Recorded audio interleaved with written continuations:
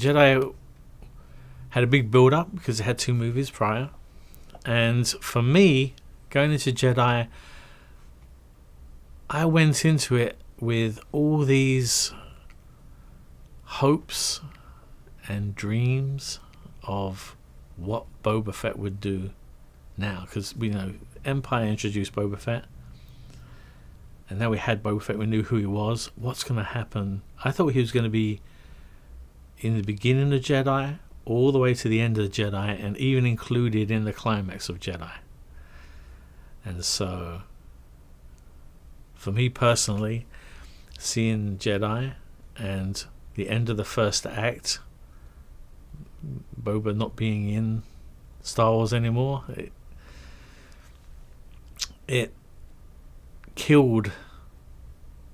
It was like a punch below the belt. It was. They'd taken the one thing I really identified with in Star Wars and erased it.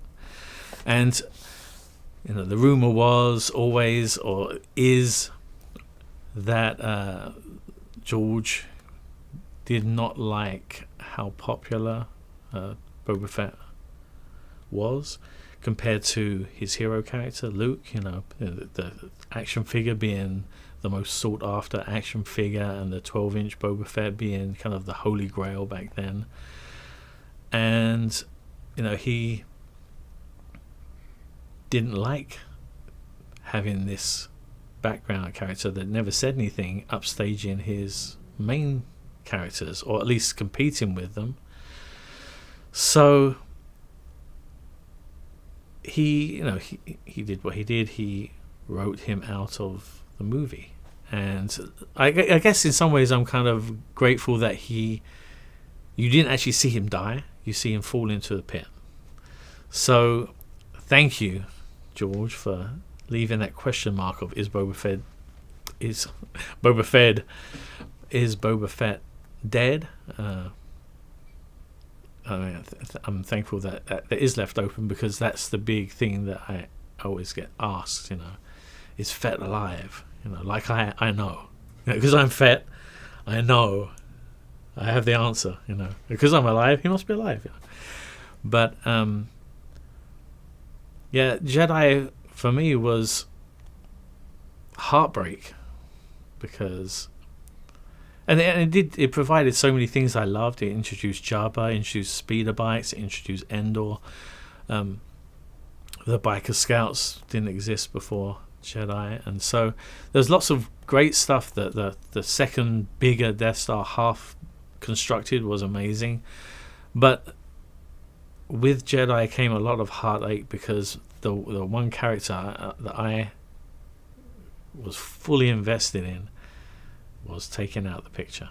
Was no longer part of it, and so for me, it was like a big slap to the face. And I read the book of Jedi after I'd seen the movie. I didn't want anything spoiling the movie, and so it literally was a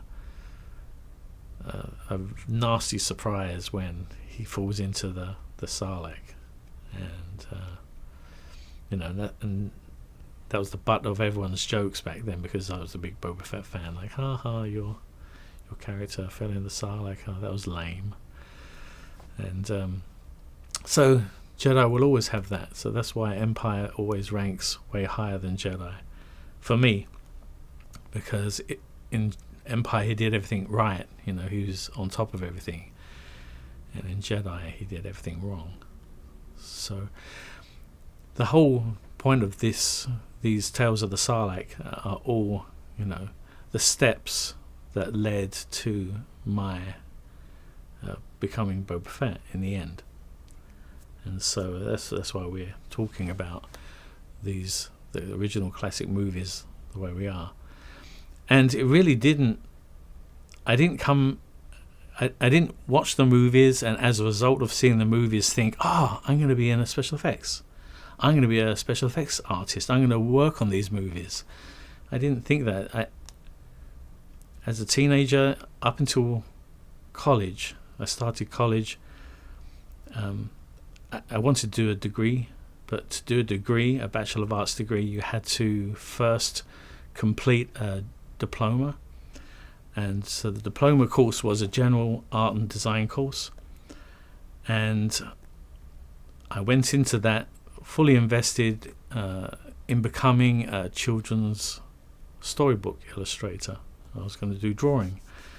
And the whole point of the general art and design course is to open you up to all the other possibilities of like photography, ceramics, printmaking, film even. And once you'd done all these other things, if you still came out of it at the end of the 2 years saying, yeah, I want to be a children's book illustrator, then that was the whole point of the diploma, that you were sure that this was your career path.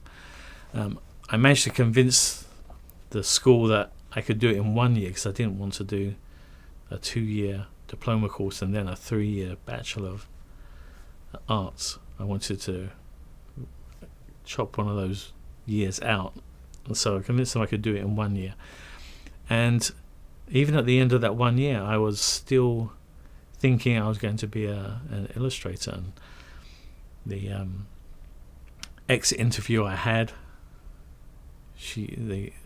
my lecturer, or my teacher, Anne Geeney, her name was, she asked whether there was anything else that they hadn't touched on that I maybe would have liked to have done, because there was time to maybe do something, or maybe I want to revisit ceramics or revisit photography.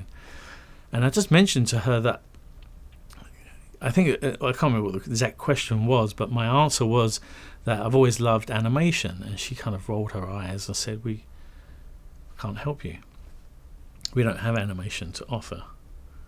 And so she said, if you think this is something you want to do, and I said, can I do it? I didn't know I had that option to be an animator.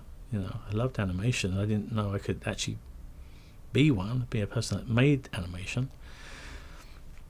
So she said, the best I can advise you is to do some storyboards, come up with a fake commercial, and make this commercial in storyboard form, or maybe 2 storyboards, but just something that I could take to a college that did offer animation. So I went to my interviews with no animation, just storyboards and my portfolio, and somehow got in. I didn't have any problem getting into college. I had a government grant because we didn't have much money, so we qualified for the government grant. And I was thrown into a Bachelor of Arts animation degree course, and without having any animation, never done it. I'd drawn in the corner of my school books. This is how my mum thought I should be an animator, because I'd drawn and I made them so you flick the pages, and the man came along, his hat blew off, and he ran back and picked it up and put it on and did something or other, or fell into a hole or whatever. So I figured it's just like that, but just on a larger scale than the corner of your book. So that's how I got into animation. But it wasn't like I saw the movies and the 3 movies moved me into I'm going to make sci-fi movies. I'm gonna make the next Star Wars. That never occurred to me. I never dreamt that was an option that I could pursue, because that stuff happened across the Atlantic in America. That's where things got made. I'm in England. What gets made in England?